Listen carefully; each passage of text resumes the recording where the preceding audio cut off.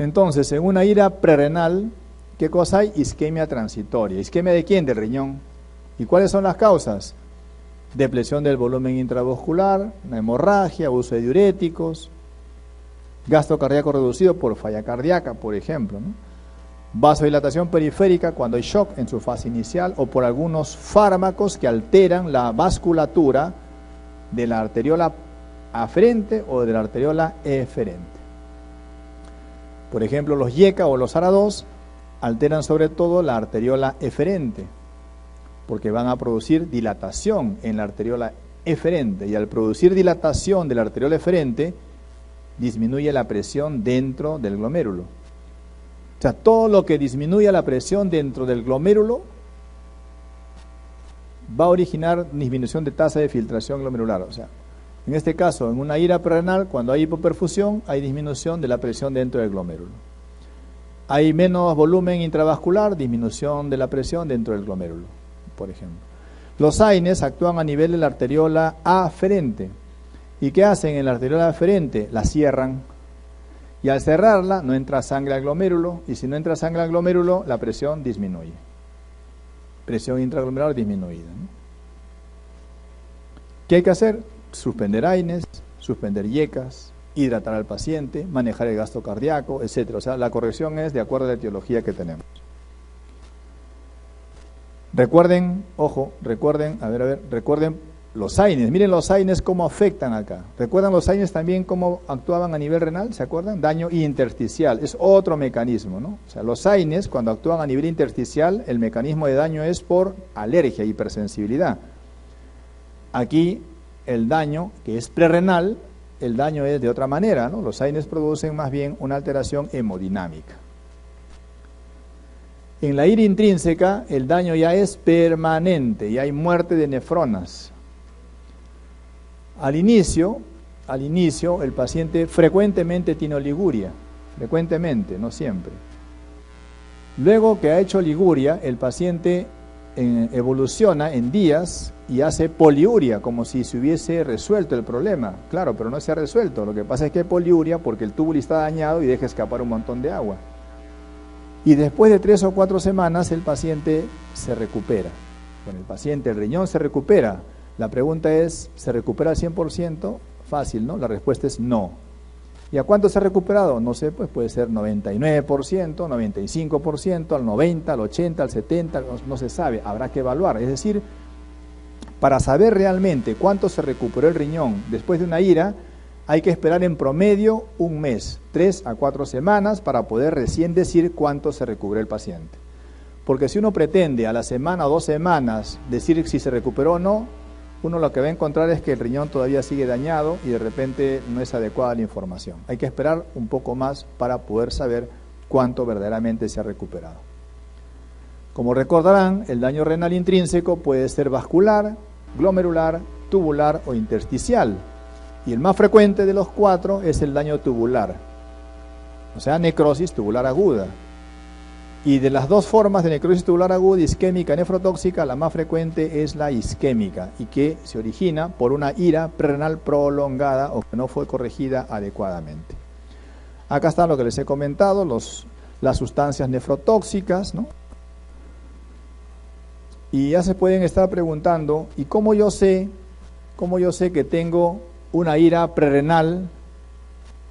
¿O cómo yo sé que ya evolucionó a una necrosis tubular aguda de tipo isquémica? ¿Cómo sé yo? ¿Cuál es el dato que me orienta a pensar que estoy acá o que ya llegué acá? Porque el manejo es diferente. El manejo de aquí es básicamente mejorar la perfusión, más volumen si le falta, un inotropo si le falta inotropo al corazón, lo que fuere, ¿no? En cambio, si ya estoy acá, no se me ocurriría pues darle demasiado volumen para hacer que orine, porque no va a orinar, porque el riñón ya se dañó. Acá tengo de repente que buscar la causa.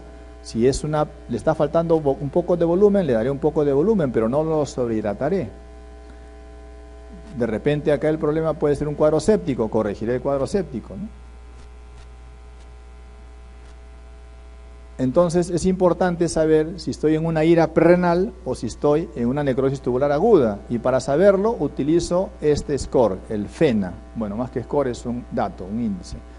El FENA significa fracción de excreción de sodio. fracción de excreción de sodio. Si la fracción de excreción de sodio es más del 1%, ¿qué significa? Que de todo lo que se filtra de sodio, se excreta más del 1%. O sea, se excreta mucho. Si se excreta mucho sodio por la orina, entonces el túbulo no tiene capacidad de reabsorción y está dañado, y eso traduce necrosis tubular aguda. FeNA, más de 1%, traduce necrosis tubular aguda. Si el FeNA es menos del 1%, o sea, si se excreta menos del 1% de sodio que se filtró, significa que se excreta poco sodio en orina, significa que el túbulo reabsorbe sodio para que no se pierda, significa que el túbulo funciona todavía. Entonces decimos que el FeNA menos de 1% indica prerrenal, daño prerrenal. FeNA más de 1%, daño tubular establecido. FeNA menos del 1%, daño prerrenal. Acá los textos cambian un poco, porque en algunos textos van a encontrar FeNA más de 2, para decir que es una necrosis tubular aguda, más de 2.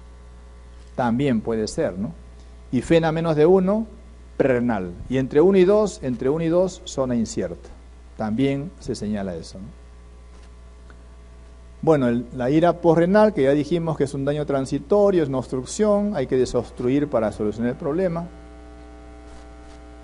Y acá está el diagnóstico diferencial. ¿Cómo diferenciar una ira prerrenal de un daño intrínseco? Ojo, pero no de cualquier daño intrínseco, ¿eh?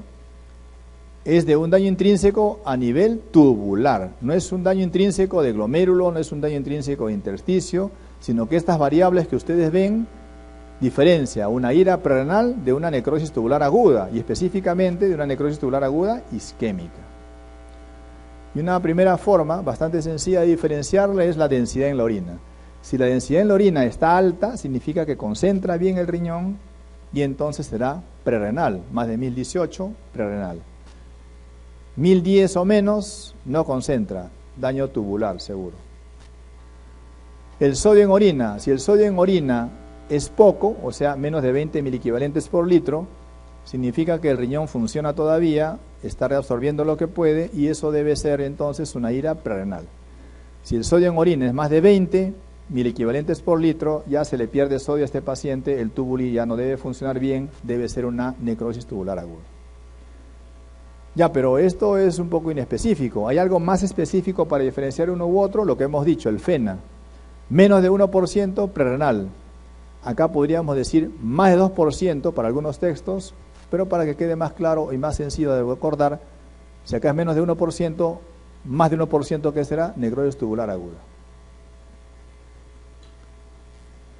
La osmolaridad también nos puede ayudar, no es tan exacta ni específica como el FeNA, pero una osmolaridad alta significa que la orina está bien concentrada, prerrenal. Una osmolaridad parecida a la del plasma no concentra.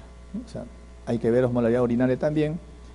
Y los cilindros también ayudan, ¿no? Si encontramos cilindros ausentes o hialinos en la orina, eso es normal, significa que va más para prerrenal. Pero si en el sedimento de orina encontramos cilindros granulosos, sobre todo cilindros granulosos, nos indica que estamos ante una necrosis tubular aguda. El tratamiento, vamos a ver sobre todo de paciente que una ira prerrenal, ¿qué viene a hacer? Corregir el desorden detrás de la hipoperfusión renal, ¿no? Ya les dije, dar volumen, mejorar el gasto cardíaco, ¿no? Se recupera al 100%. En una ira intrínseca, el tratamiento, ¿cuál será? Rápidamente, como en cualquier caso, rápidamente identificar el agente agresor, la noxa. Si es hipoperfusión, mejorar la perfusión. Usted dirá, pero si ya se dañó, ¿para qué lo...? No, pues hay que evitar que se siga dañando más. O sea que el paciente, si le falta volumen de agua, hay que darle volumen de agua. Mejorar la hipoperfusión. Si tiene gasto cardíaco, también mejoramos el gasto cardíaco, porque así vamos a prevenir que siga dañándose más. Si hay un fármaco que está produciendo el daño, retirar el fármaco nefrotóxico. Entonces, eliminar la noxa es el elemento clave en una ira intrínseca. Y luego, esperar que el riñón se recupere. No hay otra, ¿no? Hay que simplemente ver cuánto se ha dañado el riñón y esperar 3 o 4 semanas. Mientras espera, hay que hacer algo, lógicamente. Mientras espera, hay que evaluar a ese paciente. Está el paciente con sobrecarga de volumen, está edematoso, Porque puede ser que cuando llegó a la emergencia o al piso, uno en el afán de decir, bueno, debe ser prerrenal, ¿no? Hay que hidratarlo, pues le falta volumen, le pasan 4, 5, 6 litros de agua, pero ya no orina el paciente porque tiene un daño intrínseco, no era prerrenal, ya es intrínseco, y usted le metió mucha agua, sáquela ahora. ¿La va a sacar con diuréticos? Sí. Los diuréticos se utilizan entonces cuando hay sobrecarga de volumen, pero no siempre, porque si el riñón está muy dañado, por más que le dé diuréticos, no va a salir el agua en exceso que ya tiene. Si eso ocurre, si entonces el paciente tiene un daño muy severo, tiene mucha sobrecarga de volumen, el diurético no funciona, ¿qué cosa hay que hacer? Diálisis. La diálisis se encargará de sacar el volumen en exceso que tiene. Al revés, el paciente viene deshidratado, ¿no? Viene deshidratado, ¿qué hay que hacer? Darle fluidoterapia para hidratarlo y mejorar la perfusión, pero tampoco sobrehidratarlo, porque ya nos pasamos al otro lado con sobrecarga. ¿Qué es mejor, cristaloides o coloides? En realidad es igual. Un poco mejor tal vez los coloides en pacientes quemados o en niños, pero en general cristaloides o coloides es lo mismo. Como les he comentado, si la injuria renal aguda es muy severa, siempre hay que plantear la posibilidad de diálisis. Es más, si el paciente tiene un daño muy importante, hay que empezar con diálisis de un inicio para dejar que el riñón se recupere, porque ese riñón de repente solo necesita que lo apoyen los primeros días o la primera semana con diálisis, porque luego se recupera bastante bien a la tercera o cuarta semana. Es decir, el hecho que le demos diálisis a un paciente no significa que va a requerir diálisis de toda su vida. Simplemente le damos las diálisis para apoyar la primera o segunda semana, donde el riñón está muy deteriorado, darle tiempo al riñón que se recupere mejor, de tal forma que luego la tercera o cuarta semana no requiera diálisis y ya pueda, como decir, pues, trabajar por sí solo, aunque no se recupere, ya saben, al 100%.